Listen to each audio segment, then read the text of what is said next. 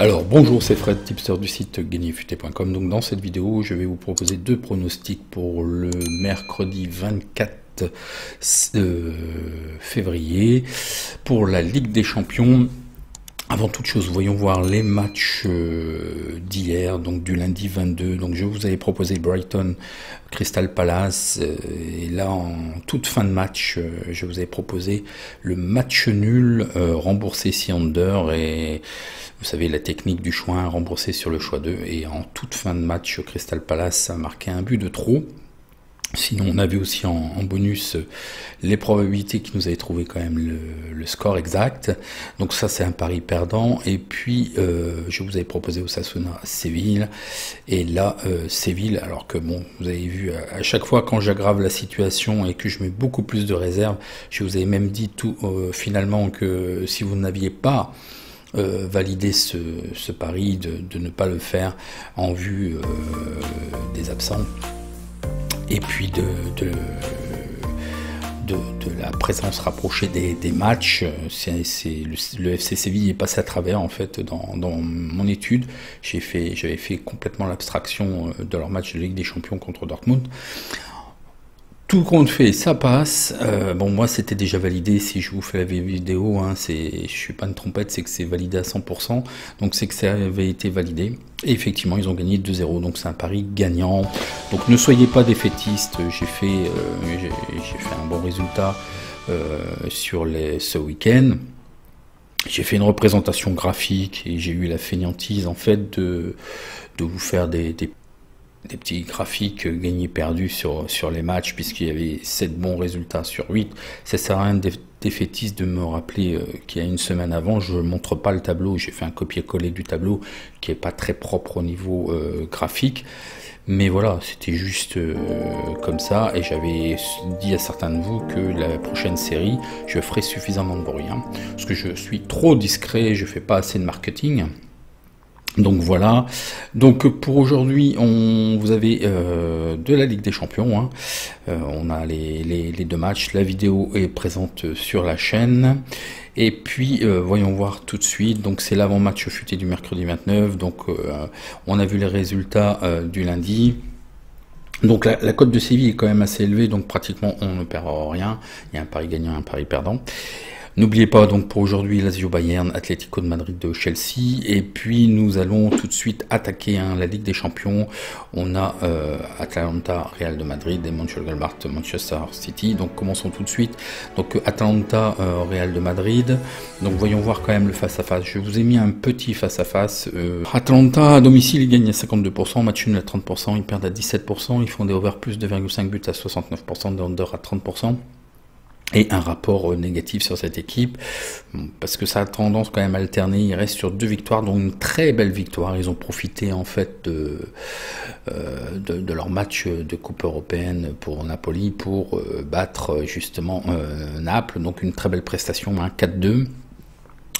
Le Real de Madrid, malgré, ça fait un peu comme le Paris Saint-Germain d'ailleurs, malgré tous leurs problèmes d'effectifs, eh ben ils sont quand même sur 4 matchs consécutifs gagnés. Bon là ça va être donc ils gagnent à 66%, ils font match nul à 16%, ils perdent à 16%, ils font des over plus 2,5 buts à 41%, des under à 58%, et un rapport quand même positif de plus 19%. Donc voyons voir l'effectif. Je vous fais pas le face-à-face domicile extérieur, c'est du même acabit. Et là, j'ai très peu de données en fait Ligue des Champions, donc ça c'est pas représentatif, hein. Donc l'effectif, c'est ce qui est le plus important là sur ce match en fait, c'est ce qui va faire tout, je pense. L'effectif côté Atalanta, le groupe est pratiquement complet. Il y a d'ailleurs un joueur qui est incertain pour des raisons de forme, et il y aurait un joueur blessé, mais il n'est pas certain à 100%, il n'est pas confirmé, donc c'est possible que l'Atalanta, bon, c'est une doublure, hein, donc qu'il soit là ou qu'il soit pas là, ça n'a pas changé grand-chose. L'équipe est quand même assez représentative et devrait nous apporter quand même le même rendement avec un dispositif tactique en 3-4-1-2. Donc c'est conforme côté Atalanta. Là où ça va plus, c'est côté Real. D'ailleurs, si on regarde un peu le groupe, je pense qu'il n'y a qu'une douzaine de titulaires habituels du groupe, et tous les autres joueurs sont absents, et il y a au moins 4 joueurs clés. si ce n'est plus, dont Benzema, donc vous savez très bien son ratio au niveau de la Ligue des Champions, donc il va manquer cruellement. 2 défenseurs, dont Sergio Ramos quand même, qui est pour moi les deux là quand ils sont absents, pour moi ça va pas. Bon, je vous avais dit ça leur dernier match, ils ont quand même gagné. Après coup, là aussi j'avais fait de la dramaturge avec leur dernier match. Bon, on a gagné notre pari, mais vraiment c'est à déconseiller quand ces 2 joueurs là ne sont pas là. Je pense qu'ils apportaient tellement au niveau de leur équipe que voilà, ils ne sont pas interchangeables en fait. Bon, Eden Hazard, je l'ai mis quand même comme joueur clé, mais il est absent de longue date. Cavaral, c'est quand même aussi au niveau défense. Bon, de toute façon, il y a beaucoup trop d'absents pour moi. Là, ça va être quand même très difficile. Bah, quelque part, Zidane va pouvoir que faire son équipe avec ce qui reste entre guillemets. Hein. Il n'a pas le choix. Un dispositif tactique en 4-3-3. Je pense que la clé du match est quand même là. Ça va être trop difficile, je pense, pour le Real, mais on va voir ce que je vous propose. Donc les statistiques, il y en a très peu. Ce sont que des statistiques Ligue des Champions. Hein. L'Atalanta est invaincu dans 10 des 12 derniers matchs de Ligue des Champions et l'Atalanta a concédé 2,67 buts dans leur dernier match à domicile de Ligue des Champions. Donc attention, le Real de Madrid a concédé une moyenne de 1,50 buts en Ligue des Champions. Bon, tout ceci c'est bien beau. Ces ratios sont assez élevés au niveau des buts. Effectivement, on pourrait s'attendre à du spectacle. Bon, il manque quand même côté Real des armes offensives, donc je pense qu'il n'y aura pas tout à fait le même ratio. Au niveau historique des confrontations, il n'y a jamais eu de confrontation entre ces 2 équipes. Donc voyons voir les probabilités, mais attention à prendre avec des pincettes parce que c'est beaucoup moins fiable. Les probabilités nous disent le BTS oui à 63%. La cote n'est pas value parce que ça ferait 1,58 et là les books nous proposent 1,44. Donc restez à l'écart. Le over, le under, 59% pour le over, mais j'en suis peut-être un petit peu moins sûr, hein, parce que je vous dis, ça sera peut-être moins spectaculaire, même si l'Atalanta est toujours généreuse et c'est toujours très spectaculaire, mais bon, le Real va peut-être un petit peu contenir. Je sais pas trop, j'ai du mal à me projeter sur ce match, je vous avoue. Il est très très difficile. D'ailleurs, je suis assez surpris, même pour ce mardi, beaucoup d'entre vous me disent de s'abstenir. Et bien effectivement, si vous avez un doute, abstenez-vous. L'abstention est de mise, hein, je vous le dis souvent. Il y aura d'autres opportunités et voilà. Donc pour l'over à 59%, ce qui nous fait une cote à 1,69 et là les books nous massacrent à 1,46. Les probabilités, donc la victoire de l'Atalanta 28%, le match nul 39%, la victoire du Real à 33%, le N 2-2. Tout ça, ça me semble un peu trop équilibré côté Real de Madrid. Le match nul peut-être, effectivement, c'est peut-être le meilleur score qu'il puisse avoir. 2 buts de chaque côté. Peut-être qu'ils vont serrer quand même 1-1. Moi, de par effectivement l'effectif du Real, c'est un match à ne pas perdre. Essayez de marquer un but, parce que ça peut être important, mais surtout pas en encaisser. Ça va être déjà moins évident. Mais voilà, peut-être le plus petit score, d'aller chercher le match nul. Moi, je vois pas le Real de Madrid gagner.